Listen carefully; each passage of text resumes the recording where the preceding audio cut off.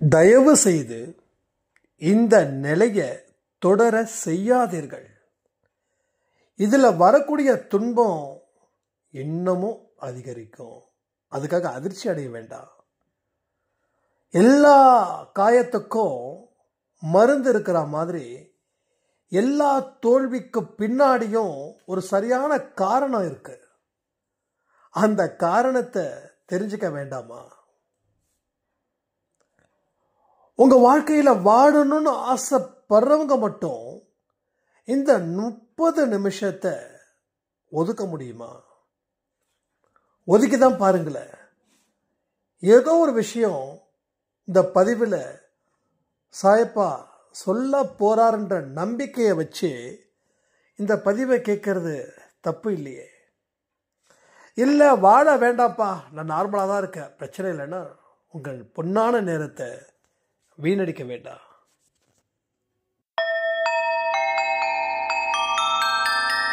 ஓம் சாயிரா சாயிரா, ஓம் சாயிரா சாயிரா, ஓம் சாயிரா சாயிரா, அன்பே சாயிரா, பேரன்பே சாயிரா, அகிலம் தளிக்க ஆத்மா விழிக்க அனுதினம் சாயிரா, எங்கள் அன்பே சாயிரா.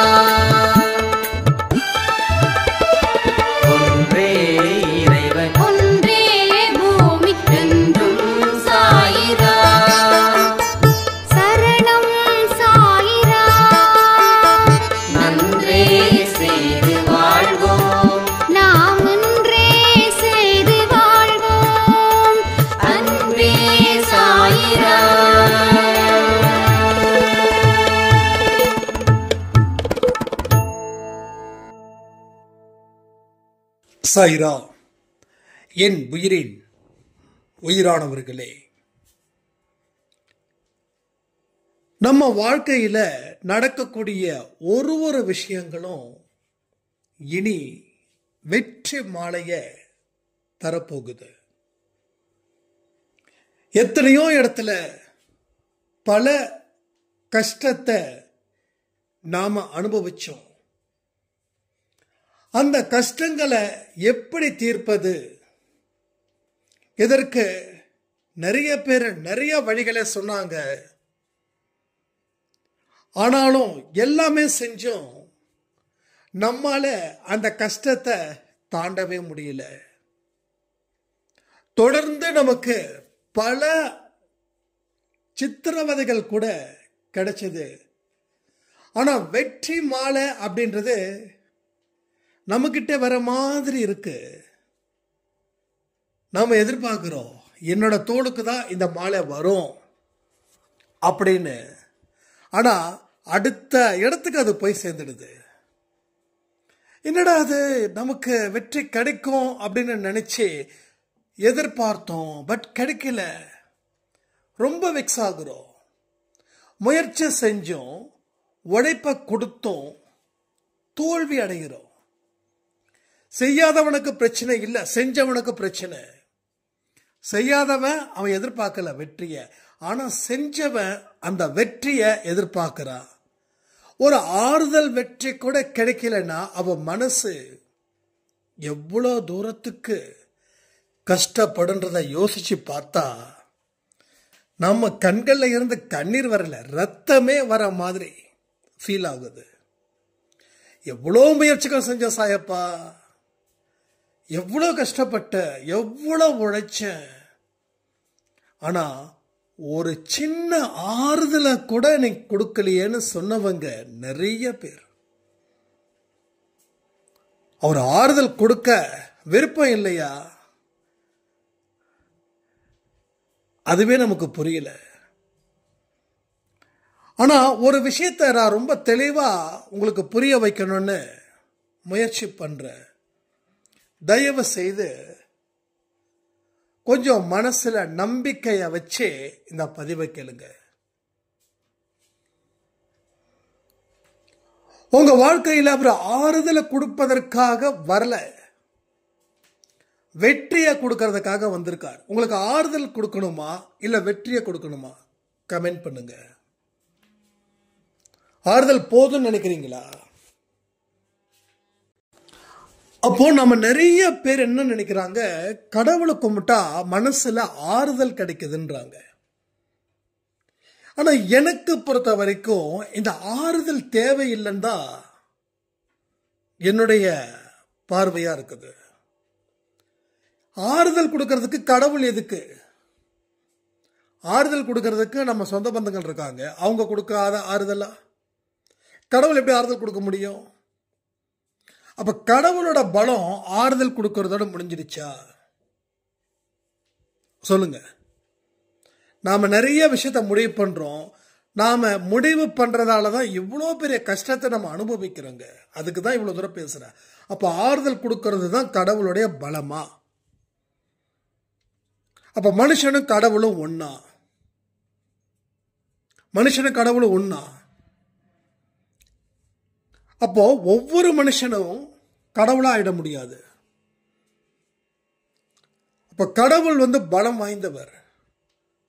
மனுஷன் பொறுத்த வரைக்கும் மனுஷன் கடவுளை அந்த நிலைய அடையிறதுன்றது ரொம்ப கஷ்டம். இறைத்தன்மை எல்லாருக்குமே இருக்கு, ஆனா அது அவ்வளவு சீக்கிரம் அடைஞ்சிட முடியாது. என்னைக்கு நம்ம பாவம் செய்யாம இருக்கோமோ அன்னைக்கு நம்ம ஆன்மா கடவுளோட பாதத்தில் போயிடும், மறுபிறவி இருக்காது. அதுக்கப்புறம் என்ன நடக்குதோ அது நமக்கு தெரியாது. தெரியாததை பத்தி பேசக்கூடாது. பாவம் செஞ்சா மறுபிறவி, பாவம் செய்யலைன்னா மறுபிறவி இல்லை. அப்ப கடவுள் ஆறுதல் கொடுக்கிறவர் இல்லை. அப்ப ஆறுதலுக்காக கடவுளை கும்பிட வேண்டிய அவசியமும் இல்லை. கடவுள்ன்றது யாரு? வெற்றியை கொடுக்கிறவர். வெற்றியை தான் அவரால் கொடுக்க முடியும், ஆறுதலை கொடுக்கவே முடியாது. ஆறுதலுக்காக அவர் கவுண்டரை ஓபன் பண்ணல, வெற்றிக்கு மட்டும்தான் கவுண்டரை ஓபன் பண்ணியிருக்காரு. ஆனா நம்ம ஆறுதல் கிடைக்கணும்னா கடைசி வரைக்கும் ஆறுதல் கிடைக்காது. அதுதான் இப்ப இருக்கு, கடைசி வரைக்கும் கிடைக்கல. அப்ப அவர் வெற்றியை கொடுக்கிறவர். வெற்றியை ஏன் கொடுக்காம இருக்காரு? வெற்றியை ஏன் கொடுக்கல? இதுல பல விஷயத்தை நம்ம சொல்லலாம். ஆனா பல விஷயத்துல இதுவும் ஒரு முக்கியமான விஷயமா இங்க இருக்கு. அது என்ன அப்படின்னா, கடவுள் மேல பக்தி இருந்தா மட்டும் போதாது, கடவுள் மேல அன்பு இருக்கணும். கடவுள் எல்லாமே செய்யணும்னு எதிர்பார்க்கறது எப்படி தெரியுமா இருக்கு? நான் படிச்சு முடிச்சுட்டேன், கவர்மெண்ட் எனக்கு வேலை கொடுக்கணும் அப்படின்னு நினைச்சு காலத்தை கடத்துறாங்க இல்லையா சில மனிதர்கள். அது மாதிரி கவர்மெண்ட் எத்தனை பேருக்கு தான் வேலை கொடுக்கும்? நிறைய கவர்மெண்ட் கன்சர்ன்ஸ் எல்லாமே ஏகப்பட்ட லாஸ்ன்னு கணக்கு இருக்குது. அப்ப இன்னும் நிறைய பேருக்கு வேலை கொடுக்க முடியுமா? அப்ப படிச்சவங்க எல்லாம் கவர்மெண்ட் வேலைக்கு தான் போகணும்னா கவர்மெண்ட் எப்படி சம்பளம் கொடுக்கும்? அப்போ அது ஆகாது. அப்போ ஒரு விஷயத்தையும் நம்ம தப்பா முடிவு பண்றோம். அப்ப கடவுள் மேல வைக்கக்கூடிய அந்த அன்பு எந்த அளவுல ஸ்ட்ராங்கா இருக்குதோ அந்த அளவுக்கு இருக்கணும். ஒண்ணு. ரெண்டாவது, கடவுள் இதை செய்வார்னு சொல்லி எதிர்பார்த்து காத்துக்கிட்டு இருக்கிறது இந்த கவர்மெண்ட்டுக்கு கொடுக்கக்கூடிய வேலையை எதிர்பார்த்து காத்துட்டு இருக்கிற மாதிரி. ஸோ கடவுள்கிட்ட நாம எப்படி வேண்டணும் அப்படின்றது கூட பலருக்கு தெரியல. பலருக்கு நிச்சயமா தெரியல. கடவுள் அத்தனை வரத்தையும் இங்க கொடுத்துட்டாரு. அவர் கொடுக்காததுன்றது எதுவுமே கிடையாது.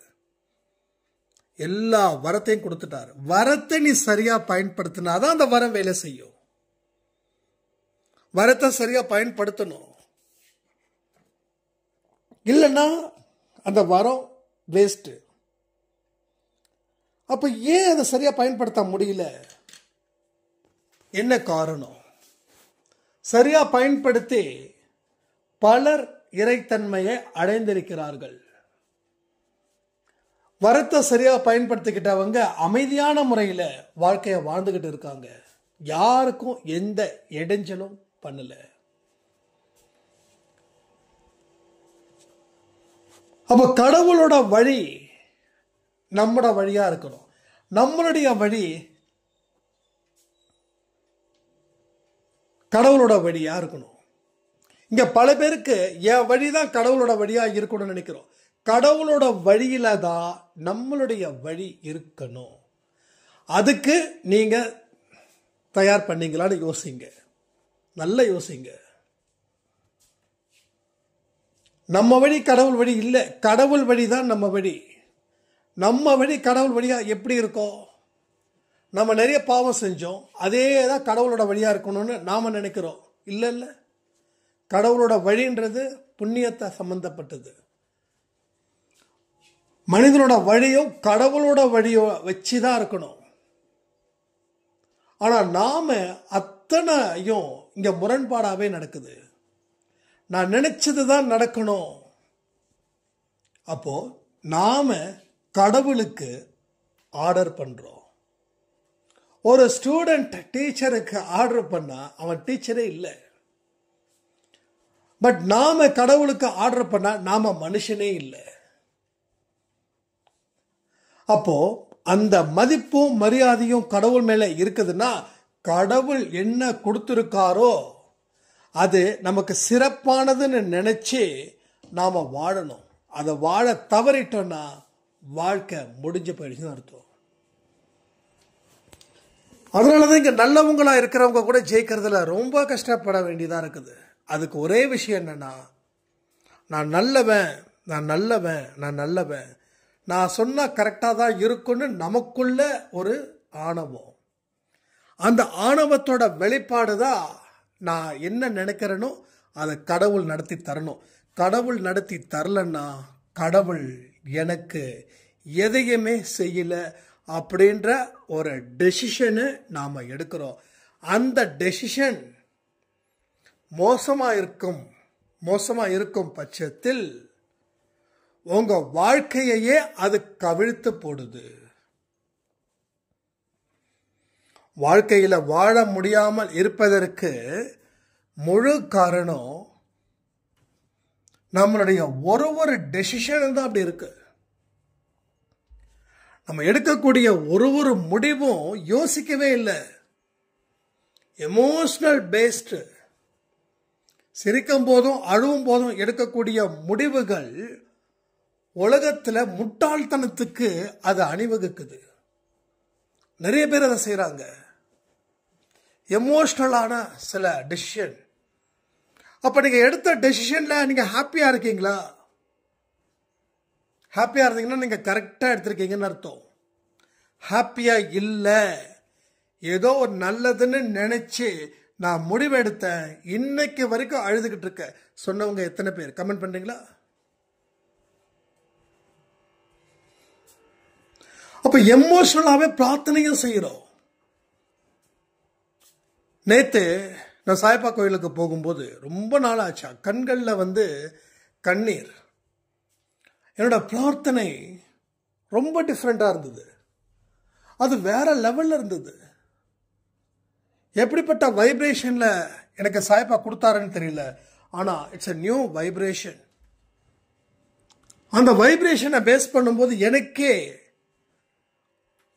ஒரு உடம்புல மெய்சில் இருக்குது. நான் பண்ணக்கூடிய பிரார்த்தனை எனக்கு மெய்சில் இருக்குது. என்னைக்குமே நான் பிரார்த்தனை எனக்காக பெருசா கேட்கல. நான் என்ன கேட்பேன்னு உங்களுக்கு எல்லாருக்கும் தெரியும். அதுல கூட நிறைய மாற்றங்கள். அன்பே சாய் குடும்பத்தில் இருக்கிற சொந்தங்களுக்கு எல்லாமே கொடுத்திருக்கீங்க. நாங்க அதை பயன்படுத்திக்கிறதுக்கு அறிவு இல்லாம இருக்கோம். அதை பயன்படுத்திப்பதற்கு உண்டான போதுமான அறிவை, நாலேஜை நீங்க எங்களுக்கு கொடுக்கணும். இல்லை அப்படின்ற ஒரு வார்த்தையே எங்க அன்பே சாய் குடும்பத்துக்கு இருக்கக்கூடாது. நாங்க சுதந்திரமானவங்க, நாங்க திறமையானவங்க, நாங்க உங்க குழந்தையா இருக்கிறதால நாங்க நல்லவர்கள். உங்க குழந்தையா இருக்கிறதால நாங்க எடுக்கக்கூடிய முடிவும் நல்லவைகளா இருக்குது. இந்த ஒத்துமையும் இந்த நேசமும் இந்த பாசமும் கடைசி வரைக்கும் அன்பே சாய் குடும்பத்தில் இருக்கணும்னு பிரார்த்தனை பண்ண. இந்த பிரார்த்தனை இதான் ஃபர்ஸ்ட் வாட்டி நான் பண்றது. இப்ப இந்த பிரார்த்தனைகள் நீங்க எந்த அளவுக்கு இது மாதிரி பண்ணிருக்கீங்களான்றதை கமெண்ட்ல கமெண்ட் பண்ணுங்க. அதுக்காக நான் பண்ணக்கூடிய பிரார்த்தனை தான் அறிவுபூர்வமானதுன்னு சொல்லல. இதை விட பெஸ்டான பிரார்த்தனைகள் இருந்தாலும் அது எனக்கும் பயன்படணும், நம்ம அன்பே சாய் குடும்பத்துக்கும் பயன்படணுன்றதுக்காக தான் நான் கேட்கிறேன். இப்ப இந்த இடத்துல எந்த புலம்பலும் கிடையாது, எந்த கெஞ்சலும் இல்லை. ஏன்னா நான் கெஞ்ச வேண்டிய அவசியம் இல்லை. ஏன்னா நம்ம எல்லாருமே சாயப்பாவோட குழந்தைங்க. ஏன் கெஞ்சணும்? தேவையே இல்லை, அவசியம் இல்லை. அவர் இப்படிப்பட்ட வாழ்க்கையை கொடுத்திருக்காருன்னு சொல்லிதான் ஆனந்த கண்ணீர் விடணுமே தவிர இல்லைன்றதே இல்லைங்க. இனிமே அன்பே சாயில என்னைக்கு இல்லை அப்படின்ற ஒரு வார்த்தை உங்க வாழ்க்கையில இல்லையோ அன்னைக்கு உங்களுக்கு எல்லாமே இருக்கும், எல்லாமே இருக்கும், கம்ப்ளீட்டா இருக்கும். ஒரு ஃபுல் லைஃபை நீங்க என்ஜாய் பண்றதுக்கு உண்டான அத்தனை சந்தோஷங்களும் உங்க வாழ்க்கையில அன்பே சாயில சொல்லக்கூடியதை நீங்க ஃபாலோ பண்ணீங்கன்னா நடக்கும். சில பேர் நடக்காதுன்னு சொல்லுவாங்க, சில பேர் நடக்காதுன்னு சொல்லுவாங்க. ஏன்னா அவங்க அவங்கள வச்சு சொல்றாங்க.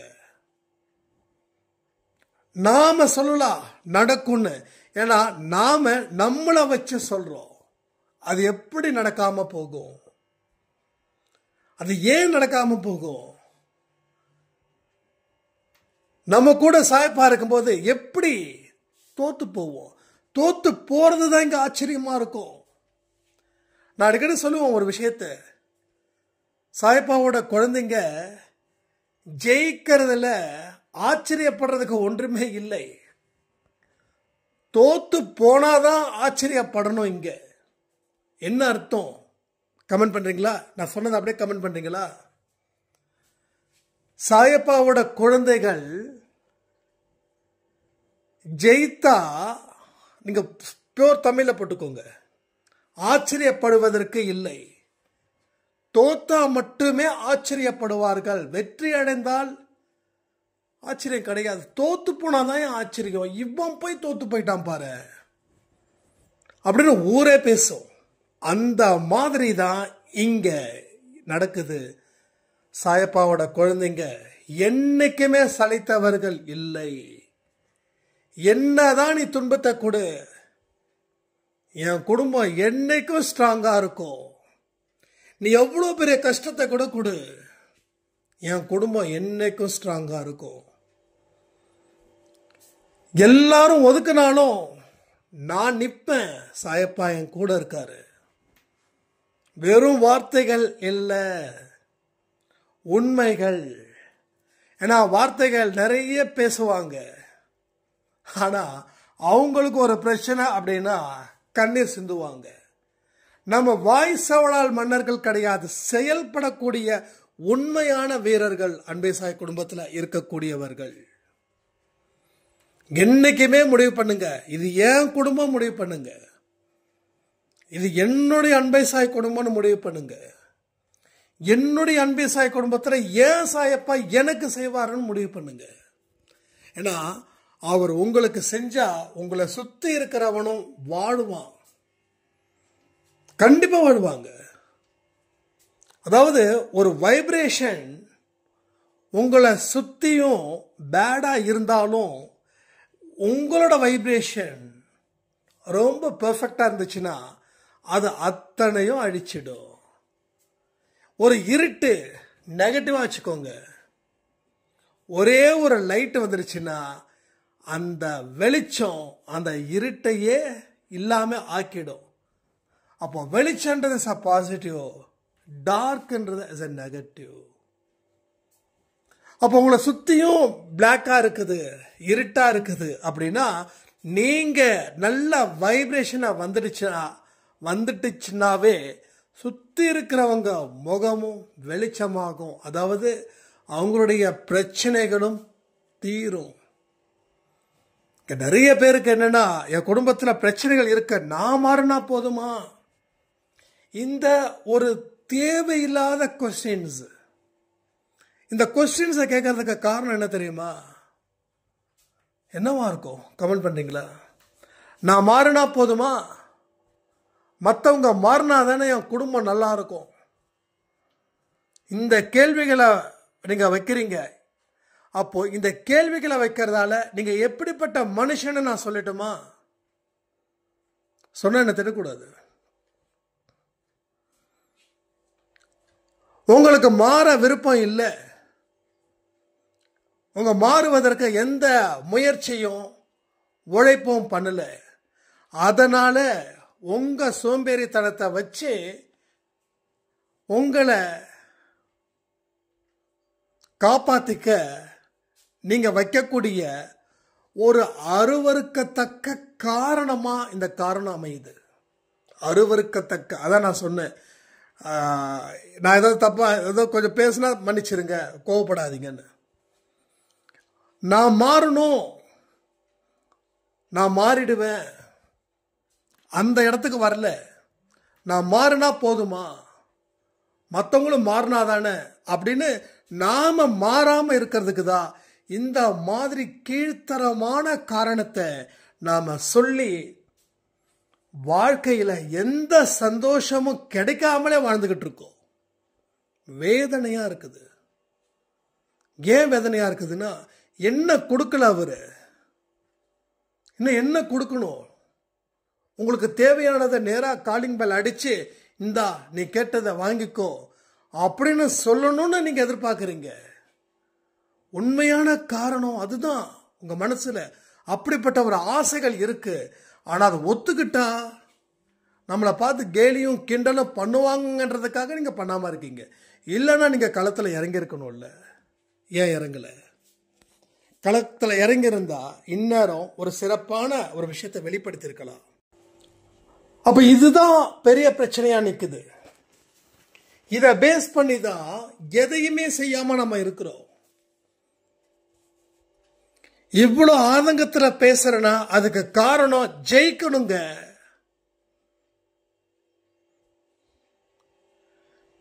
நமக்குள்ள ஒருத்தன் இருக்கான், அவனுக்கு கடவுளுக்கு நேரடி தொடர்பு இருக்குது. அவன் ஃபீல் பண்றான். அவன் இருந்து ஜெயிக்க முடியலன்னும் போது அவனுக்கு அது வருத்தத்தை கொடுக்குது. ஆனா நாமளும் இன்னமும் அதை பத்தி சிந்திக்காம நமக்கு எந்தெந்த காரணத்தை சொல்ல முடியுமோ அந்தந்த காரணத்தை மட்டும் சொல்லி சொல்லி நாம பல பாவத்தை தொடர்ந்து செஞ்சுக்கிட்டே இருக்கோம். இந்த பாவத்தை நிறுத்துற மாதிரி இல்லை. ஒரு பாவத்தை நிறுத்தினா அடுத்த பாவத்துக்கு தயாராகிறோம், அடுத்த பாவத்தை நிறுத்தினா அதுக்கு அடுத்த பாவத்தை தயாராகிறோம். இதுல நமக்கு யாராவது ஒருத்தவங்க சப்போர்ட்டிங் வந்துட்டாங்கன்னா அவங்கள நம்ம கொண்டாடுறோம். இங்க பாருங்க, பாவம் செய்யறதுக்கு இங்க நிறைய பேர் ஆதரவு கொடுக்குறாங்க. ஓகே, நல்லது செய்யறதுக்கு தான் இங்க ஆதரவு கொடுக்கல. நல்லது நம்ம சொன்னா செஞ்சா நீ எல்லாம் வாழ்க்கையில பிழைக்க மாட்டேன்னு சொல்லக்கூடிய ஒரு கூட்டம் இங்க உங்களை சுத்தியும் என்ன சுத்தியும் இருக்குது. 10 பேர்கிட்ட நீங்க பேசுங்க உட்கார்ந்து, நீங்க நல்ல விஷயத்த சொல்லுங்க, ஒருத்தன் காது கொடுத்து கேட்க மாட்டான். நல்ல வழியில போகணும், அமைதியான வழியில போகணும், அன்பு வைக்கணும், பாசம் வைக்கணும் அப்படின்னா ஒருத்தன் காது கொடுத்து கேட்க மாட்டான். ஏன்னா நல்லதை சப்போர்ட் பண்றதுக்கு யாருக்கும் இங்க இது இல்லை. ஒவ்வொருத்தரும் ஒவ்வொரு பாவத்தை செஞ்சிட்டு இருக்கான். நீ நல்லதை செய்யணும்னா இந்த பாவத்தை நிறுத்தணும். அப்ப நீ எப்படி நல்லதுக்கு ஆதரவு கொடுப்ப? ஒரு விஷயமும் நமக்கு முக்கியமானது. ஏன்னா நேற்று நைட்டு சாயப்பா கோயிலுக்கு போகும்போது எனக்கு அவரை பார்க்க பார்க்க அவ்வளோ கஷ்டமா இருந்தது. எல்லாருக்கும் நல்லது செய்யணும்னு அவர் துடியா துடிச்சிட்டு இருக்கும்போது நாம மட்டும் இப்படி அசால்ட்டா உட்கார்ந்துட்டு இருக்கோம். நமக்கு முன்னாடி காலங்களும் நேரங்களும் வீணாகிட்டே போகுது. ஏன் கண்டுக்கவே மாட்டேங்கிறோம்? அவர் உண்மையிலே சொல்ற களைச்சு போயிட்டாரு, களைச்சிட்டாரு, ரொம்ப டயர்ட் ஆயிட்டாரு. பட்டாதான் திருந்துவாங்க அந்த லெவலுக்கு அவர் இறங்கிட்டாருன்னா ஒரு கல்லடியும் பதம் பார்க்கும், உயிரை கொல்லும். ஒரு கல்லும் உயிரை கொல்லும். அதனாலதான் சொல்ற, வாய்ப்புகளை அவர் கொடுக்கும் போதே பயன்படுத்திக்கலன்னா நமக்கு கல்லடி ரொம்ப சிறப்பாகவே வீசுவார். இப்ப அவர் தடுத்து வச்சிருக்காரு. தடுத்து வச்சதாலதான் நமக்கு கொஞ்சமாவது காயம் இருக்குது. அவர் தடுப்பை நிறுத்திட்டாருன்னு வச்சுக்கோங்களேன், நோ வே, முடிஞ்சிடும். பல பேரோட வாழ்க்கை யோசிச்சு பாருங்க, எப்படி வாழ்ந்தாங்கன்னு உங்களுக்கே தெரியும். எத்தனையோ பேருக்கு பல பாவத்தை செஞ்சு துன்பத்தை கொடுத்தவன் கடைசியில ஒரு நல்ல சாவு கூட இல்லாம போயிருக்காங்க. யோசிச்சு பாருங்க. அதெல்லாம் பாடம். நம்ம அதெல்லாம் கத்துக்கணும். அந்த பாடத்தெல்லாம் இந்த காலையில கொடுத்த கூட ஆடியோ கூட ரொம்ப இம்பார்ட்டன்ட். இந்த பயிற்சியை பத்தி பேசியிருக்கோம். ஏன் இதெல்லாம் பயிற்சிகள் சொல்லிக்கிட்டே இருக்கோம்? ஏன் திரும்ப திரும்ப இதை நம்ம பேசுறோம்? உடனே நீங்க நினைக்கலாம், இது யார் மேலேயே தனிப்பட்ட முறையில் கோபமா இருக்குது பிறகு இவர் பேசுறாருன்னு. சத்தியம் பண்ணவா, தனிப்பட்ட முறையில் எனக்குன்னு சொல்லி யாரையும் பேசுறோமோ அந்த எண்ணமோ எதுவுமே கிடையாது. அப்படி இருந்தேன்னா நான் சாயப்பட குழந்தையா இருக்க தகுதி இல்லாத முட்டாள்னு அர்த்தம். இது பொதுவான விஷயங்கள். ஏன்னா இங்க நிறைய பேர் நீங்க கேட்கக்கூடிய விஷயங்கள் இதுதான். அண்ணா சாயப்பா எனக்கு காப்பாத்தல, தம்பி சாயப்பா என்ன காப்பாத்தல, நான் ரொம்ப கஷ்டப்படுறேன், கண்ணீரை துடைக்க மாட்டேங்கிறாரு. யாரு? கடவுள் துடைக்கலையா? கண்ணீரை துடைச்சா போதுமா? கண்ணீரை துடைச்சா ஆறுதல் கொடுக்குற மாதிரி. கண்ணீரை ஏன் துடைக்கணும்? உங்க பெத்த பிள்ளைக்கு அத்தனை வசதியும் அத்தனை வாய்ப்புகளையும் நீங்க வழங்குறீங்க. வழங்கியும் அவன் சரியா பயன்படுத்திக்கலைன்னா, அவன் அழுகுறானா, நீங்க காரணத்தை தேடுவீங்க. எதுக்கடா அழுகுறான்னு கேட்டா, நீ எனக்கு வாய்ப்பே வழங்கலன்னு.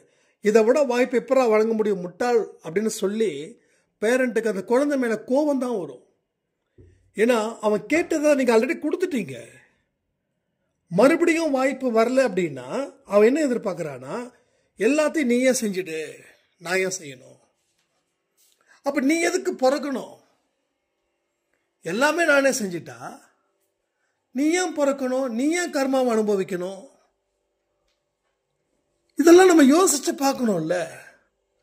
அடுத்தவன் உழைப்பு என்னைக்கு வேண்டான்னு சொல்லி நாம சரியான உழைக்க ஆரம்பிக்கிறோமோ அன்னைக்கு அடுத்தவனை குறை சொல்லவே மாட்டோம்.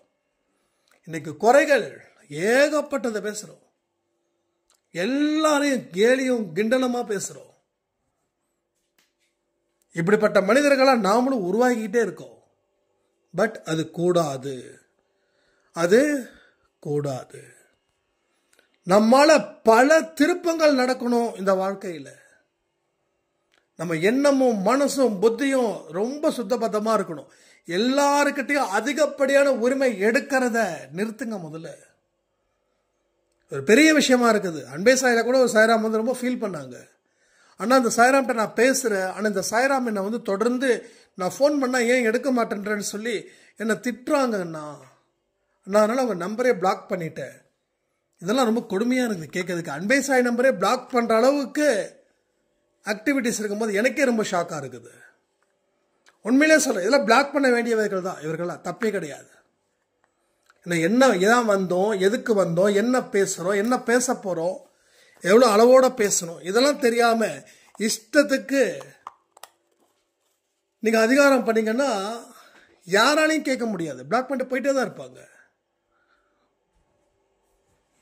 இதெல்லாம் யோசிச்சு பாருங்க. எனக்கு தெரியும் யார் சொன்னாங்க, யாரை பிளாக் பண்ணாங்க அப்படின்னு எல்லாமே தெரியும். அதை பப்ளிக்காக சொல்ல முடியாது. ரெண்டாவது, தனிப்பட்ட முறையில் அவங்ககிட்ட நான் சொல்கிறதுக்கு நான் தயாராக இல்லை. எல்லாமே பொதுப்படையாக தான் இங்கே பேச்சு. யாருடைய மனசு குறுன்னு இருக்குதோ அவங்க மாற்றிக்கோங்க. ஏன்னா வாழ வேண்டியது, வளர வேண்டியது இந்த டைம் நமக்கு. இதில் நாமளே கண்ணை எடுத்து குத்திக்க கூடாது. ஸோ அந்த இடத்துல நீங்கள் ரொம்ப தெளிவாக இருக்கணும். இது மாதிரி பல விஷயங்கள் நம்ம அன்பே சாயில கொஞ்சம் ஸ்ட்ரிக்ட் பண்ண தான் போகிறோம். விருப்பப்படுறவங்க இருங்க, கேளுங்க, அதுபடி நடங்க. விருப்பம் இல்லைன்னா தயவு செய்து உங்கள் பொன்னான நேரத்தை அன்பே சாய் குடும்பத்தில் செலவு பண்ண நிறுத்திட்டு வேற இதை விட பெட்டராக ஏதாவது இருந்துச்சுன்னா ட்ரை பண்ணுங்க. இதை ஏன் சொல்கிறேன்னா, அன்பே சாய் குடும்பத்தில் என்னென்ன சொல்கிறோமோ அதை 100% கேட்கணும்னு சொல்ல மாட்டேன். யோசித்து நிதானித்து முடிவு பண்ணி கேளுங்க. ஏன்னா இங்கே ஒவ்வொரு கையும் ஓங்கணும், ஒரு கையும் ஓங்கணும். தாழ்ந்து போயிடக்கூடாது. தாழ்ந்து போகிறது நல்லது.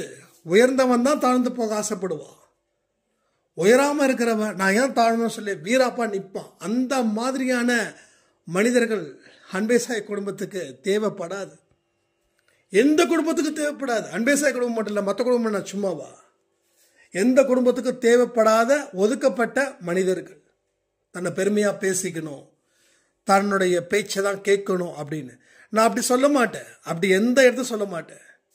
எல்லா விஷயத்தையும் ஆழ்ந்து கேளுங்க. உங்களுக்கு சரின்னு பட்டுச்சுன்னா தொடர்ந்து நில்லுங்க. சரின்னு படலைன்னா தயவுசெய்து கேட்காதீங்க. ஏன் சொல்கிறேன்னா, உங்கள் நேரத்தை வீணாக்கிக்க வேண்டான்ற நல்ல எண்ணத்தை வச்சு தான் சொல்கிறேன் சொல்லி இந்த பதிவை நான் முடிக்கிறேன். ஜெய் சாய்ராம். ஓம் சாயிராம். ஓம் சாயிராம்.